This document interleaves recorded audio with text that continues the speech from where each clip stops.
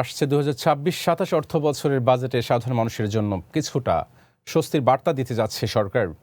প্রধানমন্ত্রী তারেক রহমানের নেতৃত্বাধীন বিএনপি সরকারের প্রথম বাজেটে নিত্যপ্রয়োজনীয় পণ্যে কর ছাড়ের বড় উদ্যোগ নেওয়া হয়েছে।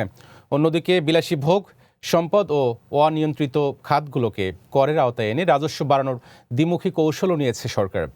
মিতুর রিপোর্ট।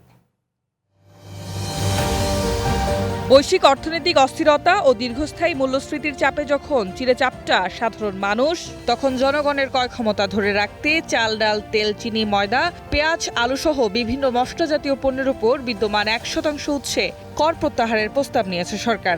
একই সঙ্গে নিত্যপণ্যের ওপর আরোপিত 1% টার্নওভার করও কমিয়ে যৌক্তিক পর্যায়ে নামিয়ে আনার চিন্তা চলছে। আগামী 11 জুন জাতীয় সংসদে 2026-27 অর্থ বছরের প্রস্তাবিত বাজেটের আকার ধরা হচ্ছে 9,30,000 কোটি টাকা। এর মধ্যে রাজস্ব আহরণের লক্ষ্যমাত্রা নির্ধারণ করা হয়েছে 6,95,000 কোটি টাকা। নিত্য প্রয়োজনীয় পণ্য কর ছাড়ের মাধ্যমে জনগণকে স্বস্তি দেওয়ার উদ্যোগ নেওয়া হলেও বিপরীতে বিলাসী খাতে কঠোর অবস্থান নিতে যাচ্ছে সরকার। বিলাসবহুল গাড়ি, জিপ, প্রাইভেট কার, হেলিকপ্টার ও বিমানের ওপর বাড়তি আয়কর আরোপের প্রস্তাব থাকছে বাজেটে।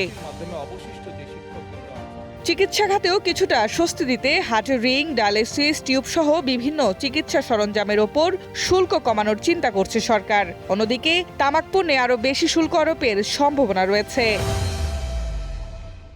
আসন্ন বাজেটে ব্যক্তি শ্রেণীর করমুক্তি আয়ের সীমা অপরিবর্তিত রাখা হতে পারে। আগামী 2 অর্থ বছরেও করমুক্তি আয়ের সীমা 3,75,000 টাকাই থাকছে বলে জানা গেছে। প্রথমবারের মতো ব্যাটারি চালিত অটোরিকশাকেও করের আওতায় আনার উদ্যোগ নেওয়া হচ্ছে। ইউনিয়ন পর্যায়ে 1,000 টাকা, পৌরসভায় 2,000 এবং সিটি কর্পোরেশন এলাকায় 5,000 টাকা পর্যন্ত অগ্রিম আয়কর নির্ধারণ করার প্রস্তাব রয়েছে। সরকারের নীতি নির্ধারকরা বলছেন, এবারের বাজেটের মূল অগ্রাধিকার থাকবে বিনিয়োগ ও কর্মসংস্থান বৃদ্ধি। তবে বৈশ্বিক অর্থনৈতিক অস্থিরতা ও ভূ রাজনৈতিক সংকটের কারণে মূল্যস্ফীতি ও জিডিপি প্রবৃদ্ধির ওপর নেতিবাচক চাপ অব্যাহত থাকতে পারে। সব মিলিয়ে আসন্ন বাজেটে একদিকে নিত্য প্রয়োজনীয় পণ্যের কর ছাড় দিয়ে সাধারণ মানুষের ব্যয় কমানোর চেষ্টা থাকবে, অন্যদিকে বিলাসী ভোগ, সম্পদ ও অনিয়ন্ত্রিত খাতগুলোকে করের আওতায় এনে রাজস্ব বাড়ানোর দ্বিমুখী কৌশল নিচ্ছে সরকার। Mitu, green news desk.